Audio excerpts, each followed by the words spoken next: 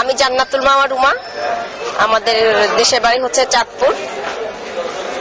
আমি ক্যালকাটায় গিয়েছি 5 তারিখ, আর আমি প্রেস কনফারেন্স করেছি 11 তারিখ 1টা থেকে 2টো কলকাতা প্রেস ক্লাবে। তো আর আমি আমার এই হাঁটা শুরু করলাম বিকাল 4টা থেকে।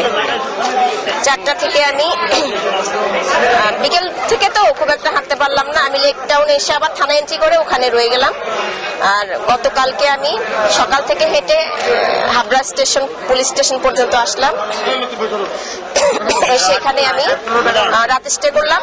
আর সকাল থেকে হেঁটে আমি প্রায় 35 কিলোমিটার হেঁটে বাংলাদেশে ঢুকে গেলাম। বাংলাদেশে ঢুকছি আপনার 3টা হবে, 3টার সময় ঢুকে গেছে। হাঁটার উদ্দেশ্য হচ্ছে প্রথমত স্বাস্থ্য ভালো থাকে হাঁটলে, সবার উচিত প্রতিদিন 3 ঘন্টা মিনিমাম 3 ঘন্টা হাঁটা।